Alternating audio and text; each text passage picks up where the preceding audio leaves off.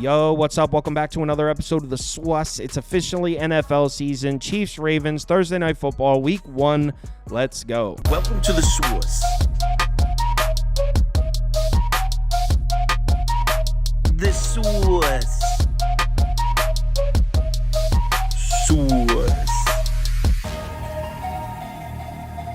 Hey, get the SWUS. All right, like I said, Ravens on the road in Kansas City. Chiefs are now laying 3. It looks like all the 2.5s are gone. This number's pretty much been hovering between 2.5 and 3 for a few weeks now. Total pretty much sitting at 40. Oh, no, there's 46s now. It was consensus 46.5 yesterday, but it looks like there are 46s up. So yeah, total 46 or 46.5. So let's get into this one, and we'll start with some head-to-head history. These two teams have met 8 times since 2010. Pretty split. The Chiefs are 5-3 in those 8 games, but against the spread, they're split.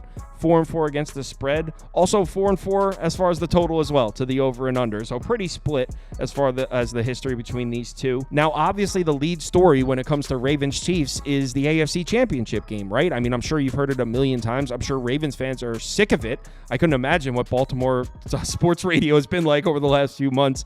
Why didn't they run the ball, right? I mean, AFC Championship game, Baltimore gives just 6 carries to their running backs in that game. And the reason that was so crazy is Kansas City's defense, first of all, was great last year. 5th in yards per play, 4th in success rate, 6th in EPA. Great defense. But the glaring weakness of their defense was defending the run. They had a great pass defense, an elite pass defense, but against the run, they were bottom half of the NFL. And Baltimore had one of the most successful rushing attacks in the league, 1st in yards per carry, 3rd in EPA, 1st in DVOA, arguably the best rushing attack in the NFL. So why wouldn't you run it? And also, to take it a step further, Kansas City's defense last season was considered to be one of the best against dual threat quarterbacks, like Lamar Jackson. Last season against Justin Fields, Josh Allen, Jalen Hurts, just 3.27 yards per carry and a 64 average passer rating. So the Chiefs had also been very good against dual threat quarterbacks, which further hammers home the question, why didn't you give the ball to the RBs? But we don't need to talk about that because it's been beaten to death. So what do we think about this matchup? I mean, are we looking at the same sort of matchup here? Obviously, we're all looking at this like, oh, well, I'm sure Harbaugh's going to hand the ball off after what happened in that AFC Championship game. But I don't think it's that simple. This Chiefs defense is constructed a little bit differently. Here's the current depth chart, and it's not that these are all new pieces. In fact, all 3 of those pieces of the secondary that are labeled new, they were all on the team last year. They're just new in terms of being in the starting lineup. So maybe based on the fact that the Chiefs have some new faces in the secondary, that pass defense isn't going to be quite as elite this year, especially when one of the pieces they lost was Snead, one of the best corners in football. But here's the thing. Spagnuolo is still coaching the Chiefs defense. And as long as Spagnuolo is coaching the Chiefs defense, we're going to see a lot of blitzing, a lot of man coverage. And that's what we're bringing up right now, man coverage. Chiefs ran man coverage on 54% of their defensive snaps last year. That's 7 most in the NFL. Lamar Jackson, great year throwing the ball, but significantly better passing numbers against zone coverage. In fact, he's probably a top 3, top 4 quarterback in the NFL against zone coverage. Not quite the same against man coverage. And as far as the Baltimore receiving weapons go, they don't have the prototypical man coverage beater. You know what I'm saying? I mean, Zay Flowers is technically the wide receiver 1, and Zay Flowers is cool, but I mean, look at his numbers against man coverage last year. Just 1.35 yards per route run. Passer rating when targeted, 70.1. So he was relatively ineffective against man coverage last year. Yeah, Nelson Aguilar actually had some nice looking numbers against man coverage, but as a whole, the Ravens receiving weapons don't really have a man coverage beater like that. So even though the Kansas City secondary should definitely take a step back this year with the new pieces and the loss of Snead, I don't know if the Ravens are necessarily the team that are going to exploit that, because they're not really a team that's equipped to beat man coverage like that. Also, what was the strength of this Kansas City defense last year? It was the pass defense, but specifically, it was the pass rush. They led the NFL. They were 1st in the NFL in adjusted sack rate, 7th in blitz rate, 2nd in pressure rate. Like I said, 1st in adjusted sack rate. Now, Lamar Jackson, excellent numbers when pressured. In fact, he led the NFL in yards per pass attempt when pressured. But look at the pressure to sack rate, 21st, 18.7%. So although his passing numbers look good when pressured, definitely took a lot of sacks, which further hammers home the point that I don't think the Ravens are the team to exploit this Chiefs pass defense, which may take a step backwards this year. I think they still need to run the ball. The problem is The offensive line, and I'm sure you've heard this 1,000 times as well, the Ravens offensive line is definitely being talked about. They lost 3,083 snaps from last year on the offensive line, most in the NFL by a solid margin. And their main piece that they're bringing back on the offensive line, coming off the worst season of his career. 4.1% blown block rate, worst of his career. So even the production they brought back on the offensive line, I'm a little bit unsure about. We saw this Ravens offense in the AFC Championship game try to throw on Kansas City. It wasn't pretty. I mean, Lamar Jackson, 20 of 37, 272 yards, 1 touchdown, 1 interception, 75.5 passer rating. So yes, we keep circling around the same. I feel like I'm making the same point over and over again. The Ravens need to run the ball. I don't think they're going to exploit the Chiefs' pass defense, which maybe goes from first to fifth. But here's the thing.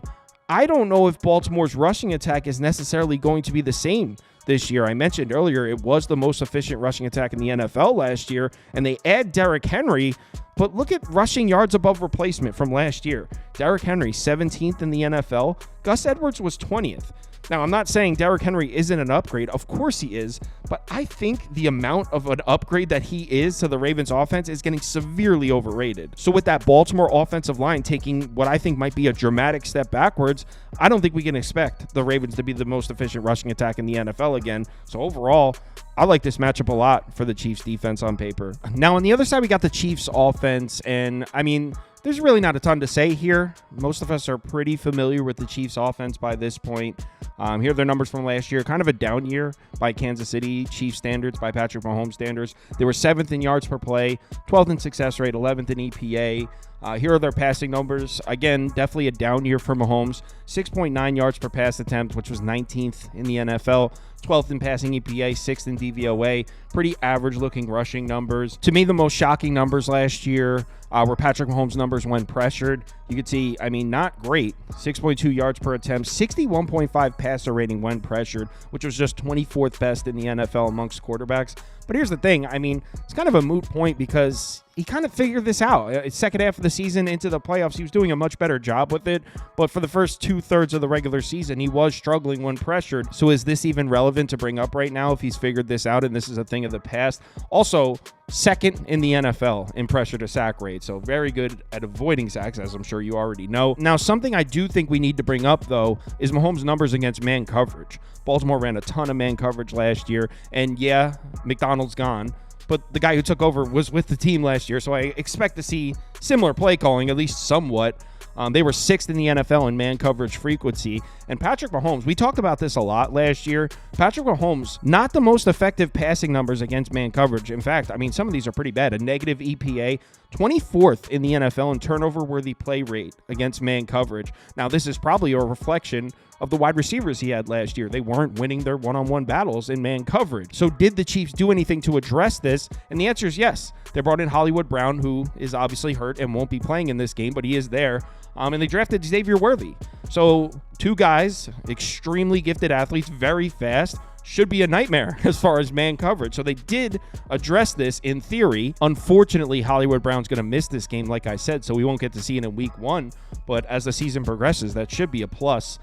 Now, they're up against the Ravens defense, and I don't even need to tell you this was a very good unit last year. They actually led the NFL in yards per play allowed, 2nd in EPA, 6th in success rate, 1st in DVOA. Absolutely elite against the pass. This is the best pass defense in the NFL last year, and it wasn't really close. Just 5.2 yards per pass attempt allowed, which was 1st in the NFL, 2nd in pass defense EPA, 1st in DVOA. They were vulnerable to the run at times, and I actually think that could be a problem this year.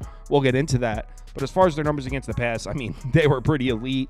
Pass rush was solid, 9th in pass rush grade, 2nd in adjusted sack rate. Problem is, Kansas City does a great job protecting Patrick Mahomes. They always had. Last year, they were the 6th rated pass blocking offensive line, and they were 2nd in adjusted sack rate allowed. And the thing with the Ravens pass rush, I think we have to believe this takes a step backwards. Keep in mind, Jadeveon Clowney is gone. He had 9.5 sacks last year. He's no longer with the team. And Matabuke and Kyle Van Noy, 2 guys that are going to be key pieces in the Ravens pass rush this year, They both had career highs in sacks last year, so they might be due for some regression. And also, Patrick Queen is gone. Now, that's more of a factor against the run, and we'll get to that in a second. But as a whole, I don't think we can realistically expect this Ravens pass rush to be top 5 again. They should take a step backwards. And I mentioned earlier how the Ravens were vulnerable to the run last year. Without Patrick Queen, they're going to take a step backwards in that department as well. So, I mean, look, it's the Baltimore Ravens. Their secondary, Kyle Hamilton, Marcus Williams, I mean, they're elite. They're still going to be a great defense. But as far as how good they were last year, I think there's no question we can expect a step backwards. Remember, defensive genius Mike Macdonald is no longer there. He's the head coach for Seattle now.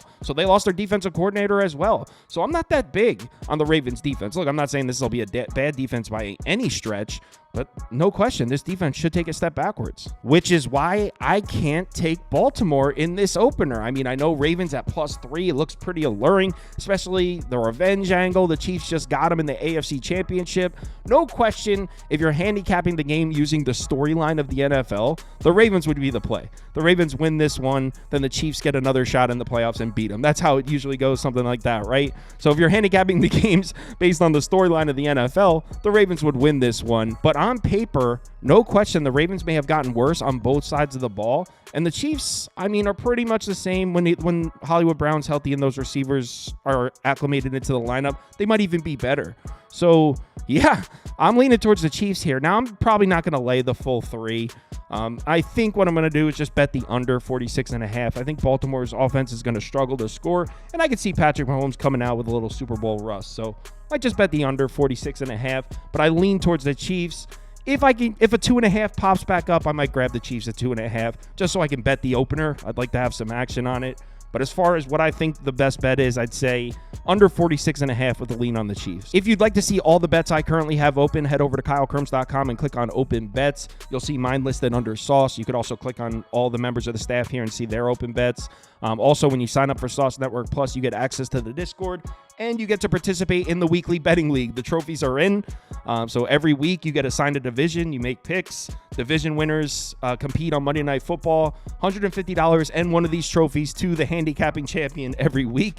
So if you're interested in that, head over to KyleKirms.com and sign up for Sauce Network Plus. Your picks need to be in by Thursday night if you're getting in on week 1. Now, there's a new league starts every week. So if you miss week 1, no big deal. But if you want in on week 1, picks need to be submitted in the Discord or on the website by Thursday. All right, we're here with our underdog pick'em first of the season. We got 3 legs here, and we're going and we're firing here. Zay Flowers, lower than 51.5 receiving yards. Already talked about this on the live. He's not the best against man coverage. He's going to have McDuffie shadowing him, and I already think that they're going to come in looking to run the ball, so I really like the lower there. Xavier Worthy, lower than 3.5 receptions.